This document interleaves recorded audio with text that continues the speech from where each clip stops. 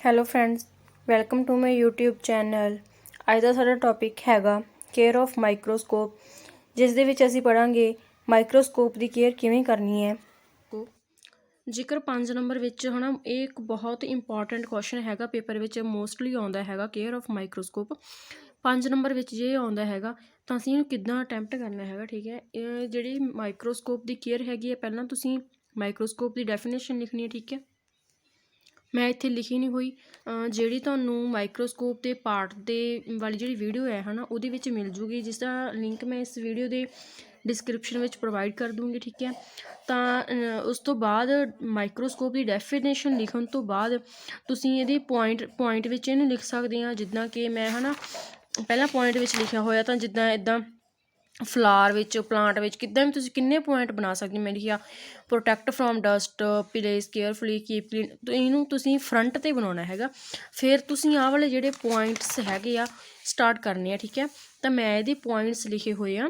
Always carry the microscope with both hands. ਜਿਹੜਾ microscope ਹੈਗਾ ਉਹਨੂੰ ਅਸੀਂ ਦੋਨਾਂ ਹੱਥਾਂ ਨਾਲ ਕੈਰੀ ਕਰਨਾ ਹੈਗਾ, ਦੋਨਾਂ ਹੱਥਾਂ ਨਾਲ ਫੜਨਾ, ਕਿਉਂਕਿ ਮਾਈਕਰੋਸਕੋਪ ਇੱਕ ਮੰਨ ਕੇ ਚੱਲੋ ਵੀ ਮਹਿੰਗੀ ਚੀਜ਼ ਆ। ਠੀਕ ਹੈ, place palm of one hand under the base and hold the arm with other hand। Palm ਮਤਲਬ ਕਿ ਹੱਥ ਦੀ ਤਲੀ। ਠੀਕ ਹੈ, ਉਹਨੂੰ ਆਪਾਂ ਇੱਦਾਂ ਕਿ ਮਾਈਕਰੋਸਕੋਪ ਦੇ ਨੀਚੇ ਰੱਖਣਾ ਹੈਗਾ, ਦੂਜੇ ਨਾਲ ਇੱਦਾਂ, ਜਿਵੇਂ ਮੰਨ ਕੇ ਚਲੋ ਆਪਾਂ ਜੱਗ ਫੜਦੇ ਹਾਂ ਜੱਗ ਦੇ ਨੀਚੇ ਅਸੀਂ ਆਪਣੀ ਪਾਮ ਰੱਖਣੀ ਹੈਗੀ ਹੈ। ਠੀਕ ਹੈ, ਤਾਂ place the palm of one hand under the base, ਜਿਹੜਾ ਉਹਦਾ ਬੇਸ ਹੋਊਗਾ ਨੀਚੇ ਪਾਮ ਆਪਾਂ ਪਲੇਸ ਕਰਨੀ ਆ। Hold the arm with other hand, ਜਿਹੜੀ ਉਹਦੀ ਆਰਮ ਹੋਊਗੀ, ਬਾਂਹ ਹੋਊਗੀ, ਠੀਕ ਹੈ, ਮਾਈਕਰੋਸਕੋਪ ਦੀ, ਉਹਨੂੰ ਅਦਰ ਹੈਂਡ ਨਾਲ ਪਲੇਸ ਕਰਨਾ। ਜਿਵੇਂ ਕਿ ਜੱਗ ਫੜਿਆ ਆਪਾਂ ਇੱਦਾਂ ਆਪਾਂ ਰੱਖ ਲਈਏ ਇੱਦਾਂ ਆਪਾਂ ਉਹਨੂੰ ਪਲੇਸ ਕਰਨਾ ਹੈਗਾ। ਠੀਕ ਹੈ, ਨੈਕਸਟ ਹੈ ਨੈਵਰ ਹੋਲਡ ਦਾ ਮਾਈਕਰੋਸਕੋਪ ਬਾਈ ਬੋਡੀ ਟਿਊਬ। ਜਿਹੜਾ ਮਾਈਕਰੋਸਕੋਪ ਹੈਗਾ ਉਹਦੀ ਬੋਡੀ ਟਿਊਬ ਤੋਂ ਆਪਾਂ ਨਹੀਂ ਪਕੜਨਾ। ਠੀਕ ਹੈ ਫਰੈਂਡਸ, ਜਿਹੜੀ ਕੇਅਰ ਆਫ ਮਾਈਕਰੋਸਕੋਪ ਆਪਾਂ ਤਾਂ ਕਰ ਸਕਦੇ ਜੇਕਰ ਆਪਾਂ ਨੂੰ ਉਹਦੇ ਪਾਰਟਸ ਸਾਰੇ ਪਤਾ ਹੈਗੇ ਆ ਤਾਂ ਆਪਾਂ ਜੇ ਇਹਦਾ ਮੈਂ ਕੇਅਰ ਆਫ ਮਾਈਕਰੋਸਕੋਪ ਦਾ ਪ੍ਰੋਸੀਜਰ ਵੀ ਅਪਲੋਡ ਕਰੂੰਗੀ। ਠੀਕ ਹੈ, ਜਿਸ ਵੀਡੀਓ ਦੇ ਲਿੰਕ ਮੈਂ ਇਸ ਵੀਡੀਓ ਦੀ ਡਿਸਕ੍ਰਿਪਸ਼ਨ ਵਿੱਚ ਜ਼ਰੂਰ ਪ੍ਰੋਵਾਈਡ ਕਰੂੰਗੀ। ਠੀਕ ਹੈ, ਤਾਂ ਪ੍ਰੋਸੀਜਰ ਦੇਖਣ ਨਾਲ ਸਾਨੂੰ ਜ਼ਿਆਦਾ ਪਤਾ ਲੱਗੇਗਾ। ਠੀਕ ਹੈ, ਨੈਕਸਟ ਹੈ place it gently and carefully on the table ਔਰ ਡੈਸਕ। ਜਦੋਂ ਆਪਾਂ ਕਿਸੇ ਵੀ ਟੇਬਲ 'ਤੇ ਪਲੇਸ ਕਰ ਰਹੇ ਹਾਂ ਮਾਈਕਰੋਸਕੋਪ ਨੂੰ, ਜਾਂ ਡੈਸਕ ਉੱਪਰ ਕਿਤੇ ਵੀ ਪਲੇਸ ਕਰ ਰਹੇ ਹਾਂ, ਉਹਨੂੰ ਆਪਾਂ ਧਿਆਨ ਨਾਲ ਜੈਂਟਲੀ ਕੇਅਰਫੁਲੀ ਪਲੇਸ ਕਰਨਾ ਹੈਗਾ। ਠੀਕ ਹੈ, keep the instrument at uniform temperature.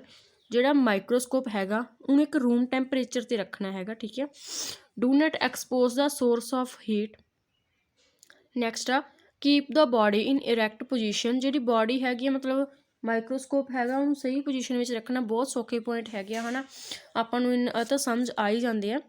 Never lower the body tube with course adjustment unless you are watching the tip of object from the side.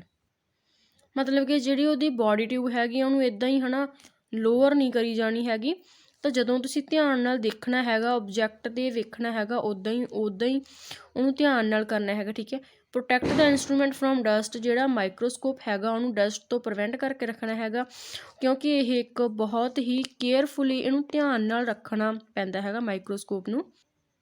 Remove the dust by using soft camel hair brush. Friends, ਜਦੋਂ ਆਪਾਂ microscope ਨਾਲ ਕੰਮ ਨਹੀਂ ਕਰਦੇ, ਥੋੜ੍ਹੇ time ਲਈ ਆਪਾਂ ਉਹਨੂੰ ਰੱਖ ਦਿੰਦੇ ਹੈਗੇ ਆ, ਤਾਂ ਡਸਟ ਆਟੋਮੈਟਿਕ ਆਪਾਂ ਨੂੰ ਪਤਾ ਹੀ ਪੈ ਹੀ ਜਾਂਦੀ ਹੈ ਤਾਂ ਉਹਨੂੰ ਉੱਦਾਂ ਹੀ ਕਿਸੇ ਕੱਪੜਿਆਂ ਵਗੈਰਾ ਨਾਲ ਨਹੀਂ ਸਾਫ਼ ਕਰਨ ਲੱਗ ਜਾਣਾ। ਠੀਕ ਹੈ, ਜਾਂ ਵਾਟਰ ਨਾਲ ਧੋਣਾ ਵੀ ਨਹੀਂ ਹੈਗਾ ਇਹਨੂੰ, ਤਾਂ ਇੱਕ ਸਪੈਸ਼ਲ ਕੈਮਲ ਹੇਅਰ ਬਰਸ਼ ਆਉਂਦਾ ਹੈਗਾ, ਉਹਦੇ ਨਾਲ ਡਸਟ ਰਿਮੂਵ ਕਰਨੀ ਹੈ। ਠੀਕ ਹੈ, ਡੂ ਨਾਟ ਯੂਜ਼ ਅਲਕੋਹਲ ਔਰ any other chemical for cleaning the microscope. ਮਤਲਬ ਕੀ ਆ, ਕੋਈ ਵੀ ਅਲਕੋਹਲ ਜਾਂ ਕੋਈ ਵੀ ਕੈਮੀਕਲ ਯੂਜ਼ ਨਹੀਂ ਕਰਨਾ ਹੈਗਾ ਮਾਈਕਰੋਸਕੋਪ ਨੂੰ।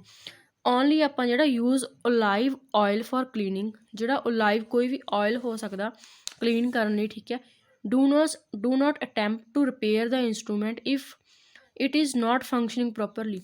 ਜੇਕਰ ਮਾਈਕਰੋਸਕੋਪ ਸਹੀ ਕੰਮ ਨਹੀਂ ਕਰ ਰਿਹਾ, ਖ਼ਰਾਬ ਹੋ ਗਿਆ ਮੰਨ ਕੇ ਚੱਲੋ, ਤਾਂ ਆਪਾਂ ਆਪ ਹੀ ਨਹੀਂ ਉਹਨੂੰ ਰਿਪੇਅਰ ਕਰਨ ਲੱਗ ਪਏ, ਆਪਾਂ ਆਪ ਹੀ ਸਹੀ ਕਰ ਲਈਏ ਇੱਦਾਂ ਨਹੀਂ ਕਰਨਾ ਹੈਗਾ। Keep the microscope clean. ਹਮੇਸ਼ਾ ਉਹਨੂੰ ਸਾਫ਼ ਕਰਕੇ ਰੱਖਣਾ ਹੈਗਾ। ਜਦੋਂ ਆਪਾਂ ਯੂਜ਼ ਕਰ ਰਹੇ ਹਾਂ ਉਦੋਂ ਸਾਫ਼ ਕਰਨਾ, ਯੂਜ਼ ਕਰਨ ਤੋਂ ਪਹਿਲਾਂ ਅਤੇ ਯੂਜ਼ ਕਰਕੇ ਫਿਰ ਉਹਨੂੰ ਸਾਫ਼ ਕਰਕੇ ਰੱਖਣਾ ਹੈਗਾ। ਠੀਕ ਹੈ, do not touch the glass parts with fingers. ਜਿਹੜੇ ਉਹਦੇ ਗਲਾਸ ਪਾਰਟਸ ਹੁੰਦੇ ਆ ਉਹਨਾਂ ਨੂੰ ਫਿੰਗਰਸ ਨਾਲ ਟੱਚ ਨਹੀਂ ਕਰਨਾ ਹੈਗਾ, ਕਿਉਂਕਿ ਉਹਨਾਂ ਵਿੱਚ ਦੀ ਆਪਾਂ ਦੇਖਣਾ ਹੋਊਗਾ, ਠੀਕ ਹੈ, ਤਾਂ ਫਿਰ ਆਪਾਂ ਨੂੰ ਸਹੀ ਆਬਜੈਕਟ ਨਜ਼ਰ ਨਹੀਂ ਆਊਗਾ। When the immersion objective is used, drop of immersion oil must be placed first or the object. ਜਦੋਂ ਆਪਾਂ ਕੋਈ ਵੀ ਆਇਲ ਯੂਜ਼ ਕਰਦੇ ਹਾਂ ਤਾਂ ਉਹਨੂੰ ਸਭ ਤੋਂ ਪਹਿਲਾਂ ਆਬਜੈਕਟ 'ਤੇ ਪਾਉਣਾ ਹੈਗਾ, ਠੀਕ ਹੈ। Remove oily substance from optical glasses by wiping it with lens paper moist with exoil, ਠੀਕ ਹੈ। ਕੋਈ ਵੀ ਜੇਕਰ ਆਪਣੇ ਆਪਟੀਕਲ ਗਲਾਸਿਸ ਦੇ ਉੱਪਰ ਹੈ ਨਾ ਆਇਲੀ ਸਬਸਟਾਂਸ ਹੈਗਾ ਤਾਂ ਉਹਨੂੰ ਰਿਮੂਵ ਕਰ ਦੇਣਾ ਹੈਗਾ, ਠੀਕ ਹੈ। ਨੈਕਸਟ ਹੈ always keep the microscope in box, ਹਮੇਸ਼ਾ ਮਾਈਕਰੋਸਕੋਪ ਦੇ ਵਿੱਚ ਰੱਖਣਾ ਹੈਗਾ, ਠੀਕ ਹੈ। ਔਰ ਅੰਡਰ ਦਾ ਕਵਰ ਵੈਨ ਨਾਟ ਇਨ ਯੂਜ਼, ਜਦੋਂ ਆਪਾਂ ਯੂਜ਼ ਨਹੀਂ ਕਰ ਰਹੇ ਉਹਦੇ ਨੂੰ ਕਵਰ 'ਚ ਪਾ ਕੇ ਰੱਖਣਾ ਹੈਗਾ, ਠੀਕ ਹੈ। ਇੱਦਾਂ ਹੀ ਸਿੱਟੀ ਨਹੀਂ ਰੱਖਣਾ ਹੈਗਾ, ਬਹੁਤ ਕੀਮਤੀ ਚੀਜ਼ ਵਾਂਗ ਰੱਖਣਾ ਹੈਗਾ, ਠੀਕ ਹੈ। ਪਲੇਸ ਦਾ ਲੋਅਰ ਪਾਵਰ ਆਬਜੈਕਟਿਵ ਇਨ ਪੋਜੀਸ਼ਨ ਓਵਰ ਦਾ ਸਟੇਜ ਵਾਈ ਲੀਵਿੰਗ ਦਾ ਮਾਈਕਰੋਸਕੋਪ। ਫਰੈਂਡਸ ਜਦੋਂ ਮਤਲਬ ਕਿ ਆਪਾਂ ਮਾਈਕਰੋਸਕੋਪ ਯੂਜ਼ ਕਰ ਲਿਆ ਹੈ ਨਾ, ਆਪਾਂ ਸਾਰਾ ਕੁਝ ਫਿਕਸ ਕੀਤਾ ਸੀਗਾ ਆਬਜੈਕਟ ਦੇਖਣ ਲਈ, ਤਾਂ ਉਹਨੂੰ ਜਿਹੜਾ ਆਪਾਂ ਫਿਕਸ ਕੀਤਾ ਸੀ ਕੋਈ ਵੀ ਲੋਅਰ ਪਾਰਟ ਕੀਤਾ ਸੀ ਹੈ ਨਾ, ਨੀਚੇ ਨੂੰ ਕੀਤਾ ਸੀ ਕੋਈ ਵੀ ਉਹਦਾ ਬੋਡੀ ਟਿਊਬ ਲੈਂਸ ਵਗੈਰਾ ਹੈ ਨਾ, ਆਪਾਂ ਇੱਧਰ ਉੱਧਰ ਕੀਤਾ ਤਾਂ ਉਹਨਾਂ ਨੂੰ ਢਿੱਲੇ ਕਰਕੇ ਰੱਖ ਦੇਣੇ ਆ। ਤਾਂ ਫਰੈਂਡਸ ਜਿਹੜਾ ਮੈਂ ਤੁਹਾਨੂੰ ਪਹਿਲਾਂ ਸ਼ੁਰੂ 'ਚ ਦਿਖਾਇਆ ਸੀ ਇਹ ਇੱਕ ਵਧੀਆ ਮਾਰਕਸ ਲੈਣ ਦਾ ਬਹੁਤ ਵਧੀਆ ਤਰੀਕਾ ਹੈਗਾ। ਇੱਕ ਤਾਂ ਇਹਦੇ ਨਾਲ ਜ਼ਿਆਦਾ ਪੇਜ ਕਵਰ ਹੁੰਦੇ ਹੈਗੇ ਆ, ਠੀਕ ਹੈ। ਦੂਸਰਾ ਇੰਪ੍ਰੈਸ਼ਨ ਬਹੁਤ ਵਧੀਆ ਪੈਂਦਾ ਹੈਗਾ, ਠੀਕ ਹੈ। ਇੱਦਾਂ ਤੁਸੀਂ ਕੋਈ ਵੀ ਟਰੀ ਬਣਾ ਸਕਦੇ ਆ, ਠੀਕ ਹੈ, ਕੋਈ ਪਲਾਂਟ ਬਣਾ ਸਕਦੇ ਆ, ਫਲਾਵਰ ਬਣਾ ਸਕਦੇ ਆ, ਹੈ ਨਾ, ਕੁਛ ਵੀ ਬਣਾ ਸਕਦੇ ਆ। ਲਿਖਤਾ ਜਿਵੇਂ ਮੈਂ ਲਿਖਤਾ ਪਲੇਸ ਜੈਂਟਲੀ, ਜਿਹੜੇ ਆਪਾਂ ਪੁਆਇੰਟ ਪੜ੍ਹੇ ਆ ਉਹੀ ਮੈਂ ਥੋੜ੍ਹੇ ਹੀ ਲਿਖਿਆ, ਤੁਸੀਂ ਜ਼ਿਆਦਾ ਵੀ ਲਿਖ ਸਕਦੇ ਆ, ਠੀਕ ਹੈ। Always carry with both hands, never hold by body tube, always keep in box, do not touch glass part, keep clean, place careful, ठीक है। नीचे लिखना हैगा फिगर केयर ऑफ माइक्रोस्कोप, ठीक है।